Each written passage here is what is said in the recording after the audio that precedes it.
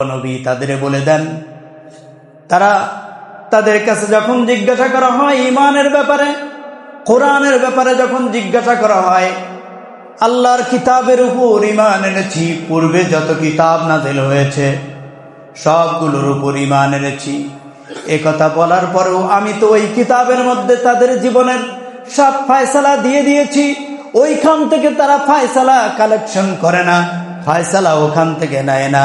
তারা ইচ্ছা করে শাইতান, শয়তানের কাছে এবং তাগুতের কাছ থেকে, তারা তাগুত মানে আল্লাহর আইনের বিপক্ষে যত আইন তৈরি হয়েছে এই আইনের কাছে তারা তাদের জীবনের ফয়সালার জন্য যায়, তোমার কিতাব কোরআনের কাছে তারা আসে না। ঠিক না বেঠিক? একটা আস্তে আওয়াজ হয়েছে, এটা ঠিক না বেঠিক?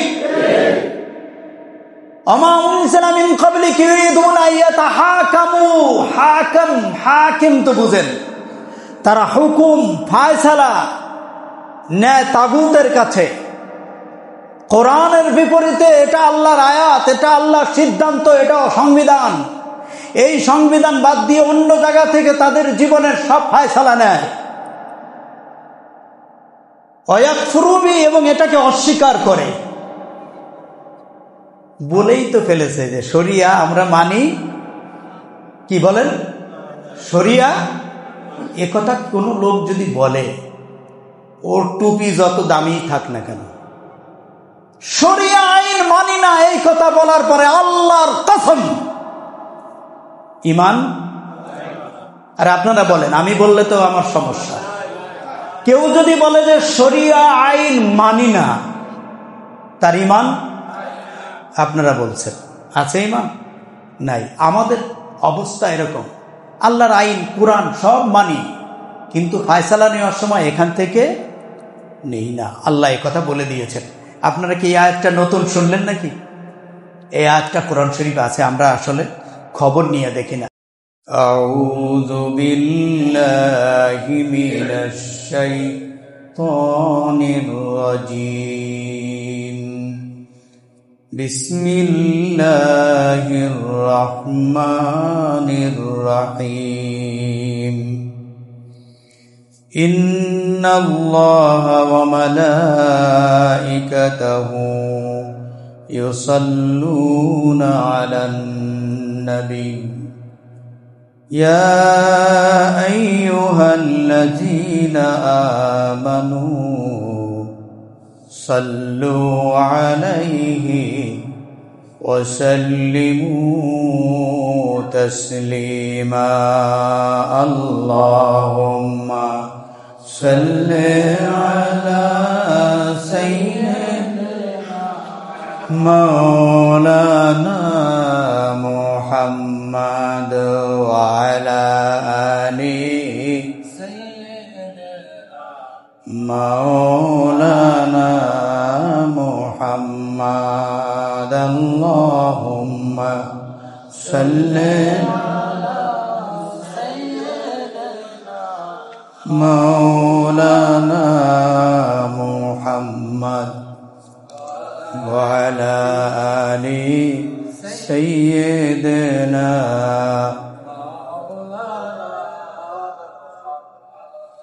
मशरक़े हुब्बे मुहम्मद मतलाए दीवाने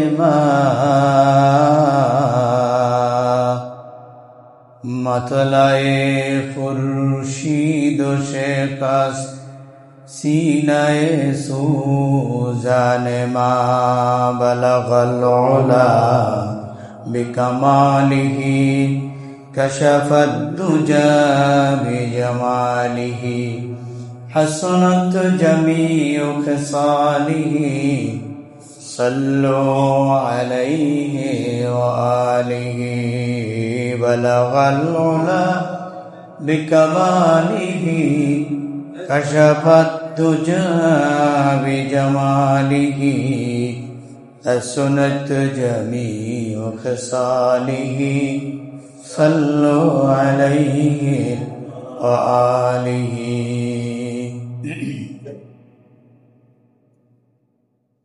अल्हम्दुलिल्लाह। সমস্ত প্রশংসা আল্লাহ সুবহানাহু ওয়া তাআলার, যিনি আমাদেরকে এই মুহূর্তে মসজিদে আসবার তৌফিক দিয়েছেন।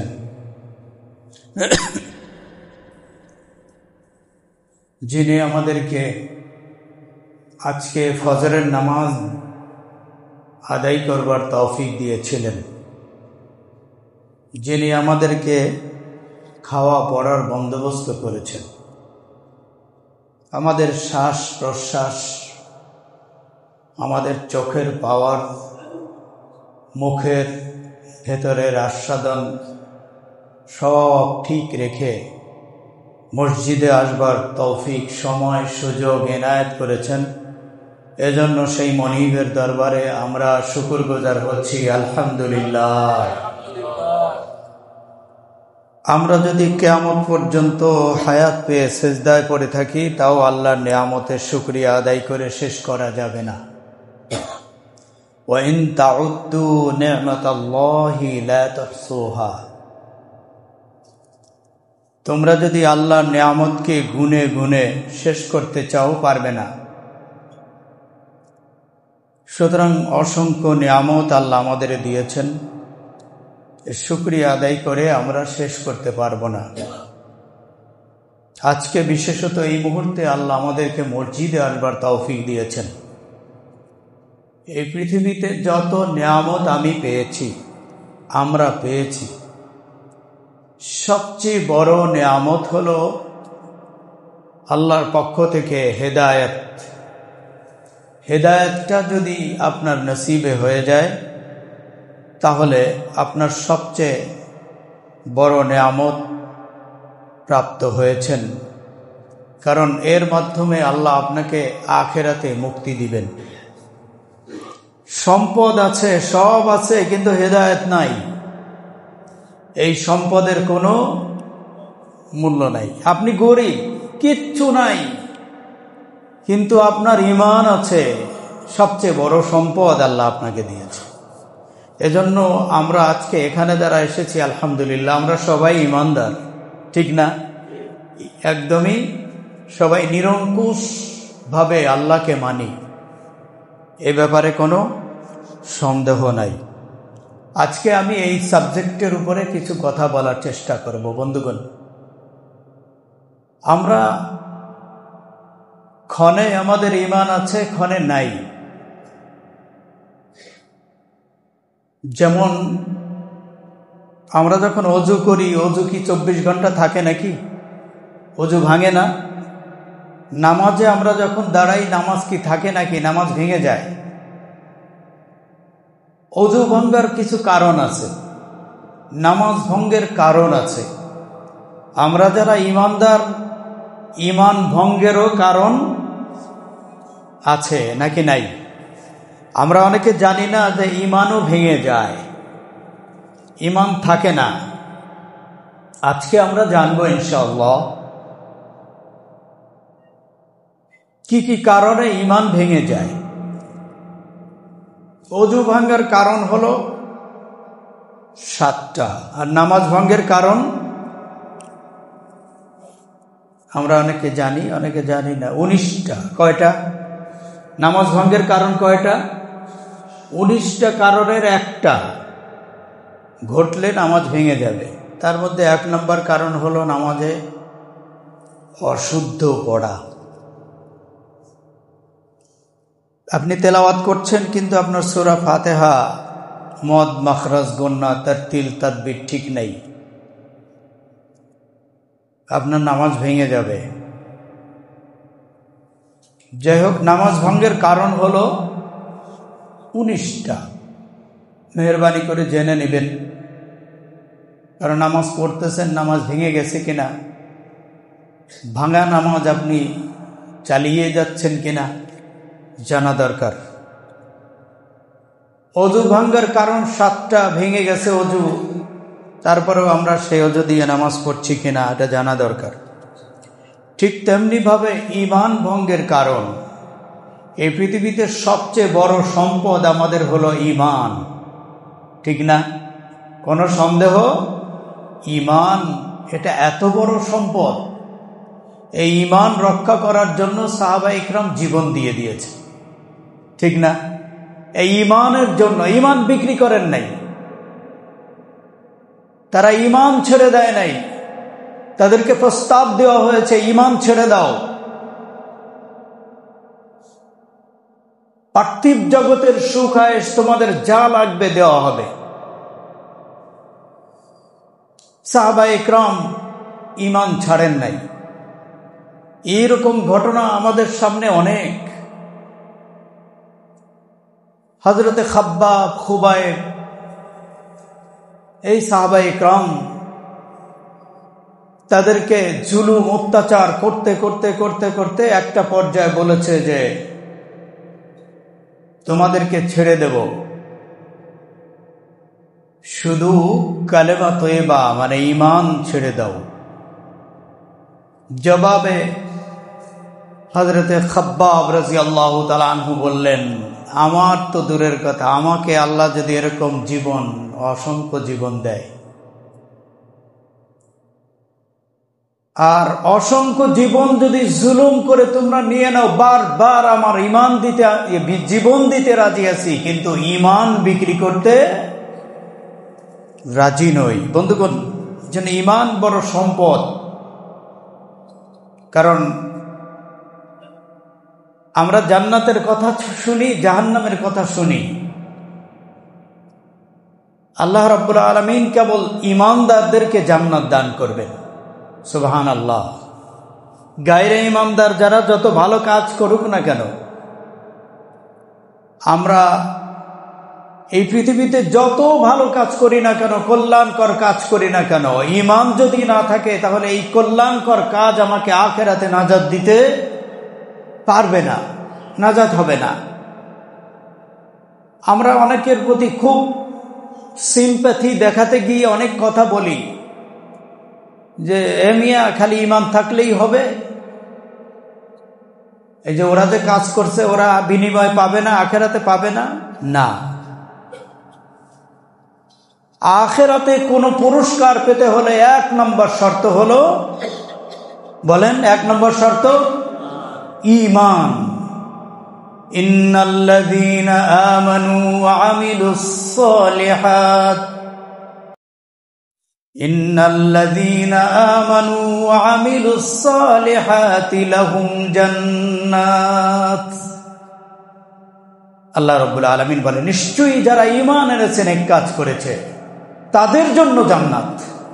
সুবহানাল্লাহ বলেন, তাদের জন্য জান্নাত। ইন্নাল্লাযীনা কাফারু মিন আহলিল কিতাবি ওয়াল মুশরিকিনা ফি নারি জাহান্নাম। একটা সূরার মধ্যে আল্লাহ 2টা ডিসিশন দিয়ে দিয়েছে। সূরাতুল বাইয়িনা আল্লাহ বলেন, নিশ্চয়ই যারা ঈমান এনেছে লাহুম জান্নাত, তারা জান্নাত। আর যারা কুফরি করেছে হুম ফিন্নার, তারা জাহান্নামে চলে যাবে। মাঝখানে কোনো কথা নাই। এজন্য আমার বন্ধুগণ, আমাদের সবচেয়ে বড় সম্পদ আল্লাহ আমাদেরকে দান করেছে ঈমান। এজন্য আমরা আরেকবার শুকরিয়া আদায় করি, আলহামদুলিল্লাহি রাব্বিল আলামিন। ঈমান ভঙ্গের কারণ হলো 10টা, ওযু ভঙ্গের কারণ হলো 7টা, নামাজ ভঙ্গের কারণ 19টা, ঈমান ভঙ্গের কারণ 10টা। বলেন তো, ঈমান ভঙ্গের কারণ 10টা। টুপি, দাড়ি, নামাজ সব ঠিক আছে, কিন্তু ঈমান ভেঙে গেছে। এই দুর্ঘটনায় আমরা যদি পড়ে যাই, মহা বিপদের মধ্যে পড়ে যাব। এর মধ্যে 1 নম্বর কারণ হলো ঈমান ভেঙে যায়, ঈমান থাকে না। সেটা হলো 1 নম্বর কারণ হলো আল্লাহর সাথে শিরক করা। আল্লাহর সাথে শিরক, বলেন তো, আল্লাহর সাথে শিরক। আল্লাহ এক, তার কোনো শরীক নাই, তার কোনো কাজে কোনো শরীক নাই। আমরা বলবো যে আল্লাহ তো আমরা 2 জন মনে করি না, কিন্তু তার কাজ, আল্লাহর যে সিফাত, 99টি নাম, 99টি গুণ আর কি বৈশিষ্ট্য আল্লাহ, এই 99 গুণ, এই ব্যাপারে কারো কোনো রকম শরিকানা নাই, একমাত্র আল্লাহ। আপনাকে যিনি বাঁচিয়ে রেখেছেন, আপনাকে যিনি মারবেন, এই গুণটা কার? আল্লাহর। এই জন্য কোনো শিরক যদি কেউ করে, আল্লাহর সাথে সামান্যতম বিষয় শিরিক করলে ঈমান ভেঙে যায়, ঈমান থাকে না। ঈমান আবার আনতে হয়, আবার কালেমা পড়তে হয়, আবার মুসলমান হতে হয়, কালেমা শাহাদা আবার দিতে হয়, ঈমান ভেঙে যায়। আল্লাহ রাব্বুল আলামিন বলেন, ইন্নাল্লাহা লা ইয়াগফিরু আন ইউশরাকা বিহি ওয়া ইয়াগফিরু মা দুনা যালিক।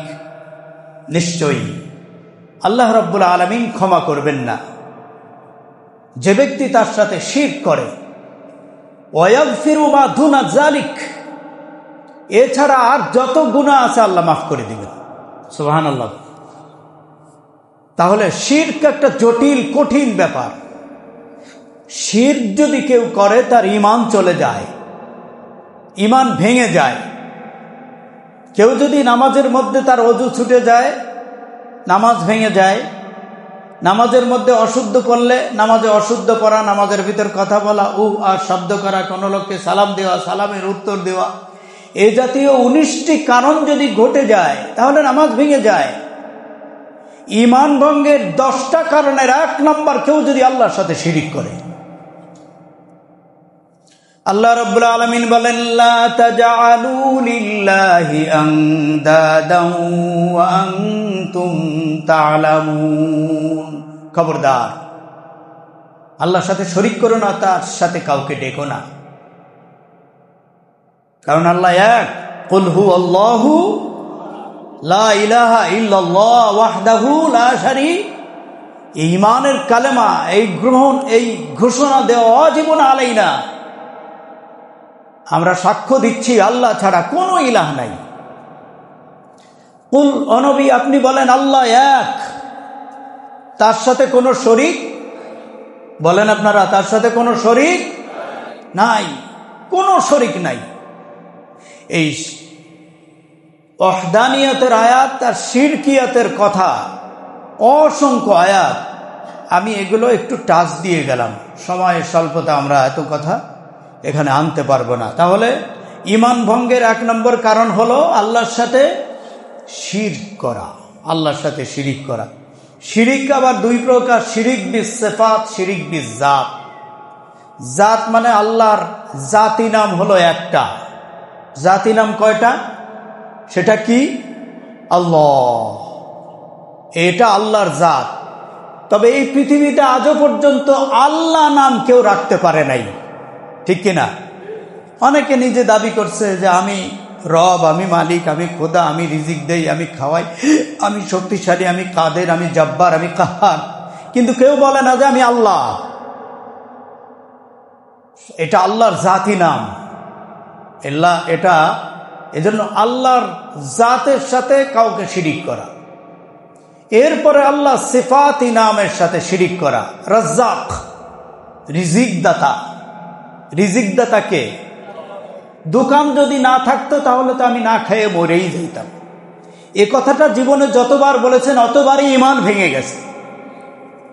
যতবার আপনি বলেছেন চেয়ারম্যান সাহেব আমার দেখছে, আমার তাছাড়া দেখার মতো কেউ ছিল না, আমাকে দেখার আর কেউ ছিল না, আমার বড় ভাই আমাকে দেখেছে, আমার বাবা আমাকে দেখেছে, আমার বড় ছেলে যদি না থাকতো আমি মরে যাইতাম, শেষ হয়ে যাইতাম, বড় ছেলে আমাকে দেখেছে, তার জন্যই আজকে আমি বেঁচে আছি। এ জাতীয় যত, এর সমর্থবোধক এই জাতীয় যত কথা আছে এগুলো, এজন্য ইমানদারেরা কথা বলবে খুব সতর্কতার সাথে।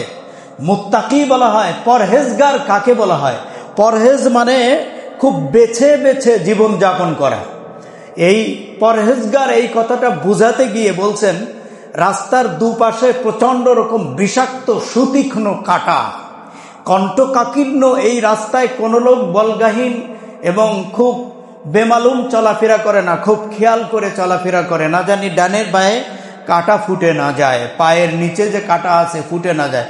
সতর্কতার সাথে কাঁটাযুক্ত রাস্তায় পথে যেভাবে লোকেরা খুব সতর্কতার সাথে চলে, যেই সতর্কতা অবলম্বন করে এ কারণে যেন কাঁটা না ফুটে, ঠিক ঈমানদার তার চলাফেরা বলা কথা তার সমস্ত কিছুতে এতটাই সতর্কতা অবলম্বন করে যে হাজার গুনাহ হোক কিন্তু শিরক যেন না হয়। গুনাহ হলে গুনাহ মাফ করবে, কিন্তু শিরক আল্লাহ লা ইয়াগফিরু আন ইউশরাকা বিহি, আল্লাহ শিরক মাফ করবে না। আমারে অমুকে খাওয়াইছে, আবার শিরক আবার কত প্রকার। একটা কথা বলতে গিয়েই তো শিরক হয়। উপরে আল্লাহ নিচে ইল্লাহ, এ কথা জীবনে বলা হয় নাই? হ্যাঁ, উপরে আল্লাহ আছে, নিচে তুমি আসো দেখে বেঁচে আছি। ভাই, এটা শিরক, এটা বলা যাবে না। 2 নম্বর হলো আল্লাহর সাথে সম্পর্ক করতে গিয়ে কোনো মাধ্যম, যে 2 নম্বর হলো আল্লাহ রাব্বুল আলামিনের সাথে আমার সম্পর্ক হবে, মধ্যস্থতার জন্য লোক লাগবে, মধ্যস্থতাকারী কাউকে লাগবে। ডাইরেক্ট আল্লাহর সাথে মিলা যায় না। এই কথা চিন্তা, এই ভাবনা, এটা শিরক। কারণ আপনি আল্লাহর সাথে মিলতে হলে কোনো মাধ্যম লাগে? বলেন লাগে? একজন ফকির, গরিব, অশিক্ষিত, এই জায়গায় যত লোক আছে সবাই কিন্তু আলেম না। একজন গায়রে আলেম, সে যদি আল্লাহর সাথে মিশতে চায়, তার ওই ভাঙা ভাঙা কথা, এলোমেলো কথা, তার ওই অগোছালো কথা, এর মাধ্যমেই সে আল্লাহর সাথে মিশে যেতে পারবে। মাঝখানে কাউকে কোনো প্রয়োজন নাই। আল্লাহ রাব্বুল আলামিন বলেন, আলা লিল্লাহিদ দীনুল খালিস ওয়াল্লাযীনা ইত্তাখাযু মিন দুনিহি আউলিয়া মা না'বুদুহুম ইল্লা লিয়ুকাররিবুনা ইলাল্লাহি যুলফা। আল্লাহ রাব্বুল আলামিন বলেন যে আলা লিল্লাহিদ দীনুল খালিস, আল্লাহকে মানতে হবে, আল্লাহর উপর ঈমান আনতে হবে ইখলাসের সাথে। আলা লিল্লাহিদ দীনুল খালিস ওয়াল্লাযীনা ইত্তাখাযু মিন দুনিহি আউলিয়া। এক শ্রেণীর মানুষ রয়েছে, তারা আল্লাহকে বাদ দিয়ে অন্য কাউকে অভিভাবক মনে করে। মা না'বুদুহুম ইল্লা লিয়ুকাররিবুনা ইলাল্লাহি যুলফা। আমরা এদেরকে ডাকি এ কারণে যে এরা আমাদেরকে আল্লাহর সাথে মিলাই দেবে। এরকম এক শ্রেণী আছে না, যে আমরা ডাইরেক্ট আল্লাহর সাথে, আল্লাহকে পাবো না, ডাইরেক্ট আল্লাহকে পাবো না, আল্লাহর সাথে মিলতে হলে অমুক লোক লাগবে, অমুকের হাত ধরা লাগবে। আল্লাহ এখানে বলে দিয়েছেন, মা না'বুদুহুম ইল্লা লিয়ুকাররিবুনা ইলাল্লাহি যুলফা, যে আমরা ডাইরেক্ট ইবাদত করি না, ইবাদত করতে পারি না, ইল্লা লিয়ুকাররিবুনা ইলাল্লাহি যুলফা, আল্লাহর নৈকট্য পাওয়ার জন্য মাধ্যম হিসাবে এদেরকে গ্রহণ করেছে। যেমন আমাদের দেশের হিন্দুরা, তারা ডাইরেক্ট ভগবানের ইবাদত করে না, মাঝখানে তারা মূর্তি তৈরি করে, তার সামনে গিয়ে তারা প্রণিপাত করে, সেজদা বানাতে হয়। তারা তাদের ভগবানের সাথে মিলার জন্য মিডিয়া তৈরি করে নিয়েছে। কিন্তু মুসলমান যারা খাঁটি ইমানদার, লিল্লাহিদ দীনুল খালিস, যারা খালেস ইমানের অধিকারী, তাদের কথা হলো যে তারা ডাইরেক্ট আল্লাহর সাথে মিলবে। কিন্তু যারা বলে যে আল্লাহর সাথে মিলতে হলে মাধ্যম লাগবে, ইল্লা লিয়ুকাররিবুনা ইলাল্লাহি যুলফা, আল্লাহর সাথে মিলতে হলে নিকটে আল্লাহর নৈকট্য প্রাপ্তি হতে হলে, নৈকট্য পেতে হলে মাধ্যম লাগবে। আল্লাহ রাব্বুল আলামিন এটা নিষেধ করেছেন যে এগুলো হলো শিরক, আল্লাহর সাথে মিলার জন্য কোনো মাধ্যম। আল্লাহ রাব্বুল আলামিন বলেন যে সেজদা দাও, অসজুদ ওয়াক্তারিব, কোনো মিডিয়া নাই। তুমি যখন সেজদা দিয়ে দিবা তখন তুমি আল্লাহর সাথে চলে গেলে, মিলে গেলে। এদের কোনো মিডিয়া লাগে না, মাধ্যম লাগে না, আপনি একা। আপনি একা, রাত যখন গভীর হয়ে গেল, আপনার একান্ত গুরুত্বপূর্ণ অনেক কথা, আপনি কাউকে গিয়ে বড় হুজুরে বললেন যে আপনি আল্লাহরে বলে দেন, কোনো প্রয়োজন নাই। আপনি ডাইরেক্ট আল্লাহর সাথে মিলবেন। এজন্য আল্লাহ রাব্বুল আলামিন আল্লাহর সাথে মিশার একটা ব্যবস্থা করে রেখেছেন, সেটা হলো তাহাজ্জুদের নামাজ। সুবহানাল্লাহ বলেন, সুবহানাল্লাহ। কিসের নামাজ? অমিনাল লাইলি ফাতাহাজ্জাদ বিহি নাফিলাতাল লাক আসা আন ইয়াবআসাকা রাব্বুকা মাকামান মাহমুদা। আল্লাহ বলেন, রাতের অংশে তুমি তাহাজ্জুদে দাঁড়িয়ে যাও। অমিনাল লাইলি ফাতাহাজ্জাদ বিহি নাফিলাতাল লাক, তোমার জন্য নফল করা হয়েছে। আল্লাহ অন্য জায়গায় বলেন, ওয়া ইবাদুর রহমানিল্লাযীনা ইয়ামশুনা আলাল আরদি হাওনা ওয়া ইযা খাতাবাহুমুল জাহিলুনা ক্বালু সালামা ওয়াল্লাযীনা ইয়াবিতুনা লিরাব্বিহিম সুজদাও ওয়া কিয়ামা। তারা রাতের অন্ধকারে আল্লাহর দরবারে, আমার দরবারে সেজদায় পড়ে যায়, দাঁড়িয়ে থাকে। এখানে তো বলা হয় নাই যে তারা আরেকজনকে মিডিয়া মানে মধ্যস্থতাকারী, কোনো প্রয়োজন নাই। আপনার যা প্রয়োজন গোপনে, আপনি কিছুই জানেন না, অল্প কিছু জানেন, আপনি বড় কোনো আলেম না। 10টা 20টা সূরা আপনার মুখস্থ নাই, 10টা 20টা সূরা দরকার নাই। আপনার 2টা 3টা সূরা জানা আছে সহি করে। এই সূরাগুলো নিয়ে আপনার প্রয়োজনের কথাগুলো একান্তে রাতের অন্ধকারে, শেষ রাত্রে তাহাজ্জুদের সময় আল্লাহর দরবারে দাঁড়িয়ে যান। পৃথিবীর কোনো মাধ্যম লাগবে না, কারো হাত ধরার প্রয়োজন হবে না। আপনি সিজদায় পড়ে যাবেন, ডাইরেক্ট রবের সাথে আপনার কথা শুরু হয়ে যাবে। আল্লাহ রাব্বুল আলামিন বলেন, ফাতাহাজ্জাদ বিহি নাফিলাতাল লাক আসা আইয়াবাসাক, অচিরেই তোমার হয়ে যাবে মাকামাম মাহমুদ, প্রশংসিত স্থান তোমাকে দেওয়া হবে। এজন্য আমার বন্ধুগণ, কোনো মাধ্যম লাগে না, ডাইরেক্ট আল্লাহর সাথে আপনি মিশতে পারেন। আমরা অনেকে ভয় পাই। আমাকে একজন এসে বলতেছে যে তাহাজ্জুদের নামাজ তো আমি এমনি নামাজ পড়তে পারি, কিন্তু তাহাজ্জুদ পড়তে পারি না। আমি আপনাকে আশ্বস্ত করছি, তাহাজ্জুদ নামাজের জন্য আলাদা কোনো সূরা নাই, দোয়া নাই, কালাম নাই, কিচ্ছু নাই। আপনি আসরের নামাজ যেই সূরাতে পড়ছেন, ওই সূরা দিয়েই আপনি তাহাজ্জুদের নামাজ পড়বেন।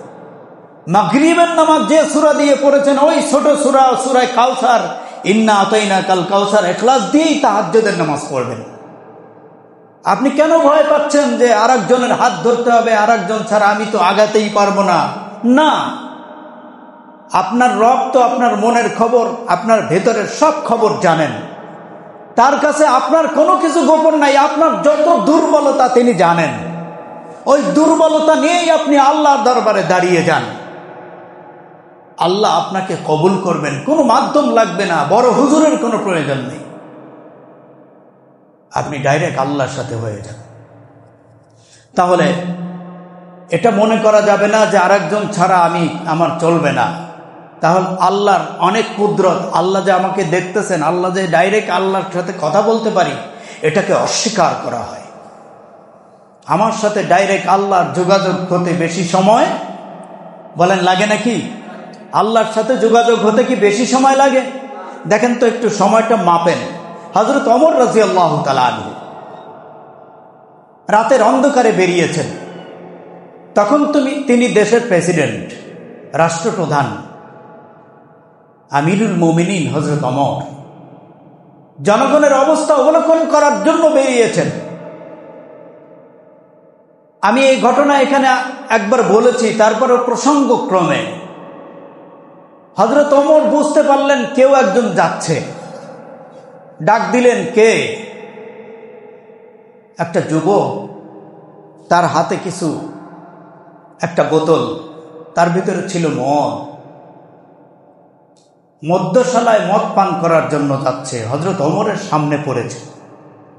আপনি কি মনে করেন তদানীন্তন সময়ে বাচ্চাদেরকে ঘুম পাড়াতে হলে বাচ্চারা কান্নাকাটি করে, ঘুমায় না, মা যদি বলতো ওমর আসতেছে, সাথে সাথে বাচ্চা ঘুমিয়ে যেত। সুবহানাল্লাহ বলবেন না? হযরত ওমরকে কি মনে করেছেন? যেই রাস্তা দিয়ে ওমর যেত ওই রাস্তা দিয়ে শয়তান আসতো না।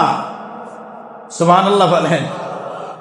হযরত ওমর ইসলাম দিন ঈমান কবুল করার পরে তার ঈমানের তেজদীপ্ততা এতটাই যে আল্লাহ রসুলকে বলছে, হুজুর আমাদের ধর্ম ঠিক না ওদেরটা ঠিক। রাসূলুল্লাহ বললেন আমাদেরটা ঠিক। তাহলে আল্লাহ কি আমাদেরকে সাহায্য করবে বিপদে পড়লে, না আমাদেরকে করবে? আমাদেরকে করবে। হযরত ওমর রাদিয়াল্লাহু তাআলা আনহু বললেন, রাসূল, ইয়া রাসূলুল্লাহ, ইয়া হাবিবাল্লাহ, এতদিন পর্যন্ত আপনি গোপনে গোপনে তাওহীদের দাওয়াত দিয়েছেন, এখন আর গোপনীয়তা চলবে না। আসেন, আর দেরি করা যাবে না, চলেন। আজ আমি ওমর ইসলাম কবুল করেছি, ইসলামের দলে আমি এসেছি, সুতরাং আর গোপনীয়তা নয়। আসেন আজকেই আল্লাহর নামের তাকবীর মক্কার পাহাড়ের চূড়ায় দাঁড়িয়ে দিয়ে দেব। সুবহানাল্লাহ। এটা হলো হযরত ওমর। রাতের অন্ধকারে বেরিয়েছেন, যুবক মদ্যশালায় মদ পান করার জন্য যায়। হযরত ওমর ডাক দিছে, কে হে তুমি? কে? কোথায় যাও? আইনা তাযহাব, যাচ্ছ কোথায়? আমি যাচ্ছি। ও তো চিনতে পেরেছে হযরত ওমরকে। ওমরের চরিত্র, ওমরের বৈশিষ্ট্য সম্পর্কে ওর জানা। ওমরের হাতে পড়েছি তো রেহাই পাওয়ার কোনো সুযোগ বলেন আছে নাকি? মদ পান করলে ইসলামে তার শাস্তি আছে না নাই? হ্যাঁ, মদ, জেনা, ব্যভিচার, মিথ্যা কথা বলা, পরনিন্দা, গীবত, শিকায়েত, সব ব্যাপারে ইসলামের শাস্তি আছে। হযরত ওমরের সামনে পড়েছে, ওর তো প্রাণ বায়ু বেরিয়ে গেছে, এমন অবস্থা। কোথায় যাচ্ছ? হাতে কি? ও চিন্তা করলো, যদি বলি মদ তাহলে তো এক্ষুনি শেষ করে দিবে, মিথ্যা একটা বলে দেখি বাঁচার কোনো সুযোগ মিলে কিনা। বলছে যে আমার হাতে দুধের বোতল, বোনের বাড়িতে যাচ্ছি। হযরত ওমর বললেন, দেখি তো তোমার বোতলটা, আমি একটু পরখ করি, দেখি কি জিনিস। অন্যায় হয়েছে তার, মিথ্যা বলেছে। 1 নম্বর অন্যায় হলো মদ পান করার জন্য যাচ্ছে। 2 নম্বর অন্যায়, সে মিথ্যা বলেছে। দেখি তো তোমার বোতলটা, আমাকে দাও। যুবক চিন্তা করলো, 1 নম্বর অপরাধ করেছি, মদ হাতে নিয়ে যাচ্ছি। 2 নম্বর হলো মিথ্যা কথা বলেছি, রেহাই পাওয়ার কোনো সুযোগ। আমাকে তো এখন 2 টুকরো করে ফেলবে। এই মুহূর্তে আমাকে কেউ বাঁচাতে পারবে না। ওমরের হাত থেকে বাঁচার কোনো সুযোগ আপনারা বলেন আছে? আরে বলেন আছে? কি বলেন নাই? বাঁচানোর একজন আছে না? আরে বলেন না, কে তিনি? ওই আল্লাহ আছেন তো এখনো, আমাদের জন্য আছেন না? আমরা শুধুই অন্যায় করি, বাঁচবো না, না খেয়ে মরবো, ঈমান বিক্রি করে দেই। অথচ ওই আল্লাহ এখনো সেই বহাল তবিয়াতে আছেন। সুবহানাল্লাহ। আল্লাহ আউয়ালুহু ওয়া আখিরুহু ওয়া যাহিরুহু ওয়া বাতিনু, হুয়াল আউয়ালু ওয়াল আখিরু ওয়াজ যাহিরু ওয়াল বাতিন। তিনি আউয়াল, আখের, জাহের, বাতেন। তিনি আছেন, থাকবেন, লয় ক্ষয় কিচ্ছু নাই। সেই আল্লাহ ওমরের সামনে যুবক চিন্তা করছে যে আমি বাঁচবো না, ওমরের হাত থেকে বাঁচার কোনো সুযোগ নাই, আমার আত্মীয় পরিজন কেউ আমাকে বাঁচাতে পারবে না। কারণ হযরত ওমর তো সময় দিবে না যে কেউ এসে একটু সুপারিশ করবে, এই সুযোগ তো ওমর দিবে না, বাঁচার কোনো সুযোগ নাই। কিন্তু ওমরের সামনের এই যুবকের ভিতরে একটা বিশ্বাস তৈরি হয়ে গেল, এই মুহূর্তে আমাকে একজনই বাঁচাতে পারেন, তিনি হলেন কে? আল্লাহ। আল্লাহর সাথে যোগাযোগ করতে বেশি সময়, আমি এটা বোঝানোর জন্যই মূলত এই কথা বলছি যে আল্লাহর সাথে যোগাযোগ করতে সময় লাগে না রে ভাই, একদমই সময় লাগে না। হাসপাতালের বেডে ছেলে মারা যাচ্ছে, বাচ্চাটা মারা যাচ্ছে, বাঁচার কোন রকম সিমটম নাই, মরেই যাবে। ওই অবস্থা থেকে আল্লাহ আবার ফিরাইয়া মায়ের কোলে সন্তান ফিরিয়ে দেওয়ার ক্ষমতা আমার আল্লাহ আছে নাকি নাই? দেখেন নাই এরকম? লোকটার তো বাঁচার কোনো সুযোগ ছিল না। উপর থেকে যে পাথরটা পড়ছে একটু পাশ দিয়ে গেছে, আর একটু বাম দিক দিয়ে গেলেই আমার চোখটা শেষ হয়ে যেত। এই চোখটা বাঁচিয়ে দিয়েছেন কে? যুবক আল্লাহ রাব্বুল আলামিনকে ডেকে বলছে, রাব্বুল আলামিন, ও আমার আল্লাহ, ওমরের সামনে পড়েছি, মিথ্যা কথা বলেছি, আমার হাতে মদের বোতল, আমি মিথ্যা কথা বলেছি। ওমর পরখ করতে গিয়ে যদি মদ পায়, মদের বোতল যদি প্রমাণিত হয়ে যায়, তাহলে আমাকে তো হত্যা করে ফেলবে। রব্বুল আলামিন, তোমার কাছে আমার দাবি, আমি তোমার প্রতি ঈমান আনছি। আয় আল্লাহ, তুমি যদি আজকের মতো এই সময়ে, এই মুহূর্তে যদি তুমি আমাকে বাঁচায় দাও, আমি তোমাকে কথা দিলাম জীবনে কোনো দিন আমার এই হাত দিয়ে মদের বোতল ধরব না, আমি মদ স্পর্শ করব না, আমাকে আজকের জন্য বাঁচায় দাও। এখন আপনারা বলেন তো দেখি, ওমর বলছে বোতলটা দাও, আর এই যুবক দিবে মাঝখানে কয়েক ঘন্টা সময়, হ্যাঁ, মাত্র কয়েক সেকেন্ডের ব্যবধান। কয়েক সেকেন্ড কি, 1 থেকে 1.5 সেকেন্ড চাইছে দিতে, দেরি করলে চলবে? হযরত ওমরের থাপড় চাপড় খাইলেও বাঁচবে? তাড়াতাড়ি, এই তাড়াতাড়ি দিয়ে দিচ্ছে। মাঝখানে, এই তাড়াতাড়ির এই মাঝখানের সময়টাতে যুবক আল্লাহর সাথে যোগাযোগ করে ফেলছে। আল্লাহর সাথে যোগাযোগ করার জন্য বন্ধু কত সময় লাগে আপনি দেখেন। এই যে মদের বোতলটা ওমরের হাতে দিবে, আর এই মাঝখানের এতটুকু সময়ের ভিতরে আল্লাহর সাথে যুবকের এমন ব্যবস্থা, যোগাযোগ হয়ে গেছে। ওমরের হাতে মদের বোতল গেছে, ওমর লক্ষ্য করে দেখলো এটা মদের বোতল নয়, দুধের বোতল। জোরে বলুন সুবহানাল্লাহ। মাঝখানের এতটুকু সময়ের মধ্যে যুবক আল্লাহর সাথে সম্পর্ক তৈরি করে ফেলছে। এজন্য মাঝখানে কাউরে দরকার নাই আল্লাহর সাথে যোগাযোগ করতে, আপনি একা যথেষ্ট, এনাফ।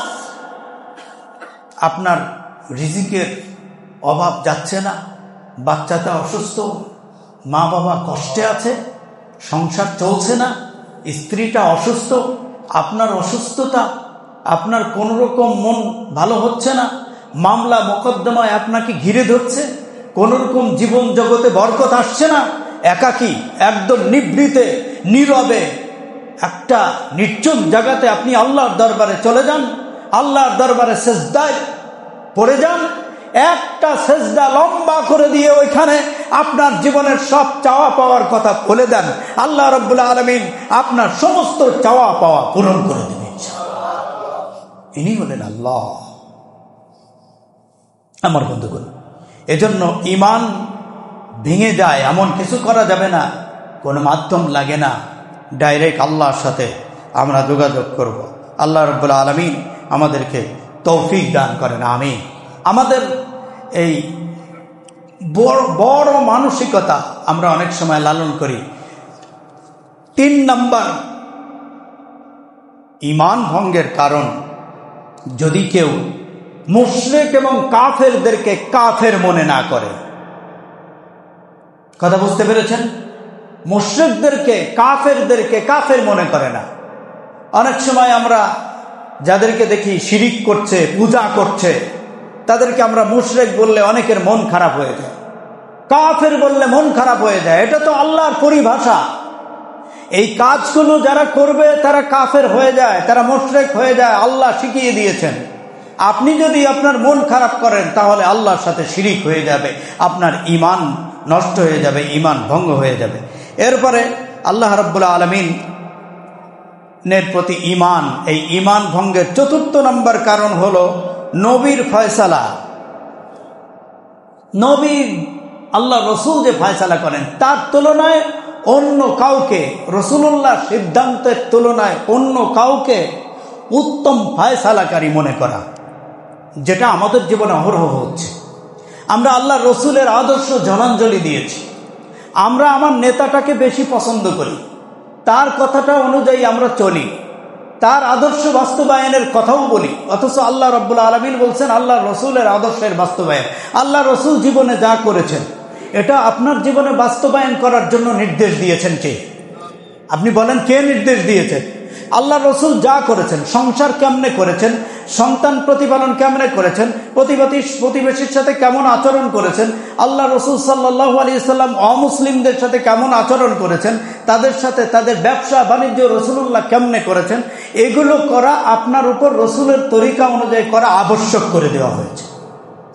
কিন্তু আমরা করি কি, নবীর তরিকাকে, নবীর ফায়সালাকে, আল্লাহ রসুল একটা ফায়সালা দিল, আমরা এটা মানি না, আমার নেতা, আমার অন্য জায়গা থেকে আমরা ফায়সালা নিয়ে আসি। আল্লাহ কি বলেন দেখেন তো, আল্লাহ রাব্বুল আলামিন বলেন, আলাম তারা ইলাল্লাযীনা ইয়াজউমুনা আন্নাহুম আমানু বিমা উনজিলা ইলাইকা ওয়া মা উনজিলা মিন ক্বাবলিক ইউরিদুনা আন ইয়াতাহাকামু ইলাত তাগুতি ওয়া ক্বাদ উমিরু আন ইয়াকফুরু বিহি ওয়া ইউরিদুশ শাইতানু আন ইউদিল্লাহুম দালালাম বাঈদা।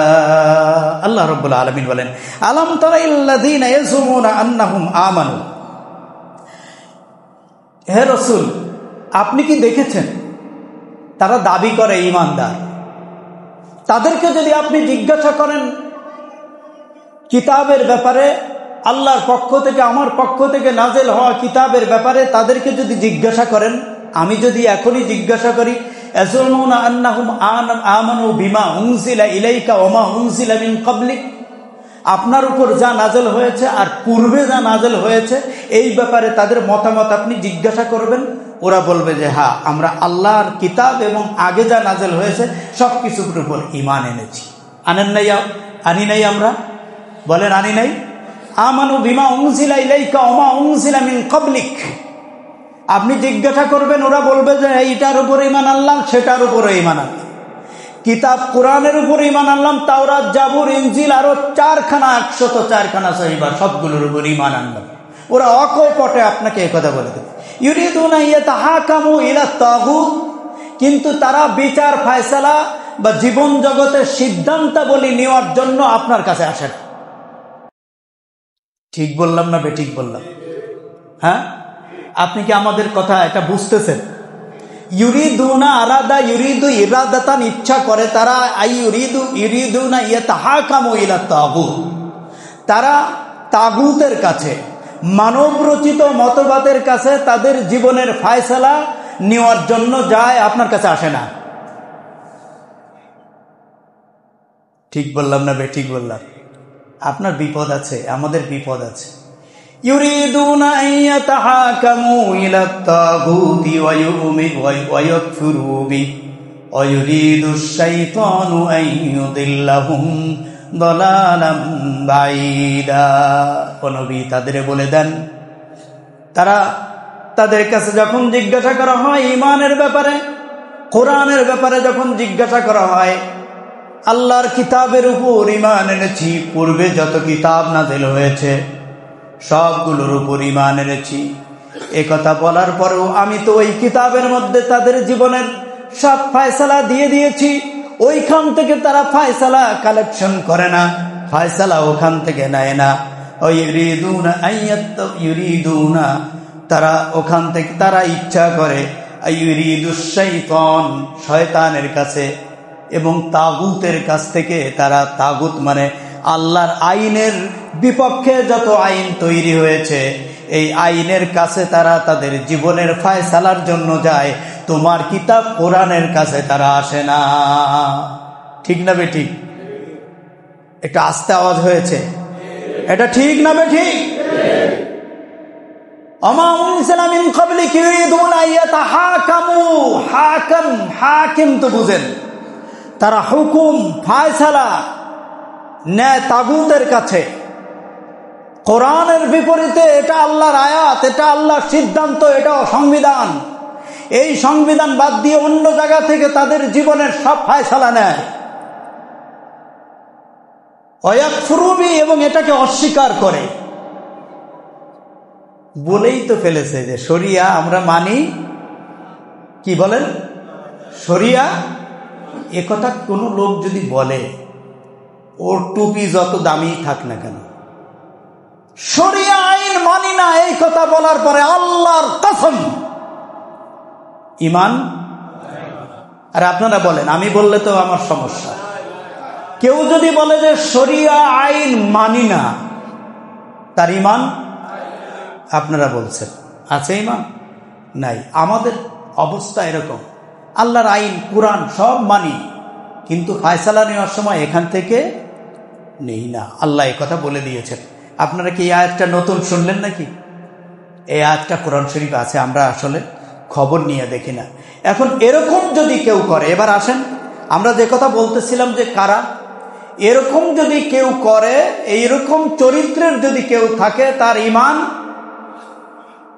ভেঙে গেছে। ঈমান ভঙ্গের কারণ কয়টা? ঈমান ভঙ্গের কারণ তার মধ্যে এটা একটা, যে আপনি মানলেন, আরে মিয়া কিতাব মানি না, আল্লাহর কিতাব তো মানি, শ্রদ্ধা করি, সম্মান করি, তেলাওয়াত করি, চোখে লাগাই, মুখে লাগাই।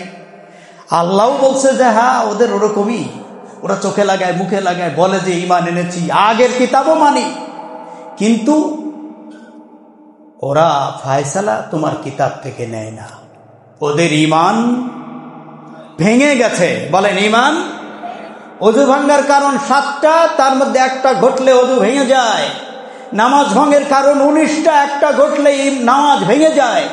ঠিক ঈমান ভঙ্গের কারণ 10টা, তার একটা হলো কেউ যদি আল্লাহর কিতাব কুরআন মানে কিন্তু ফায়সালা খুঁজে আর এক জায়গায়, ঈমান ভেঙে গেছে।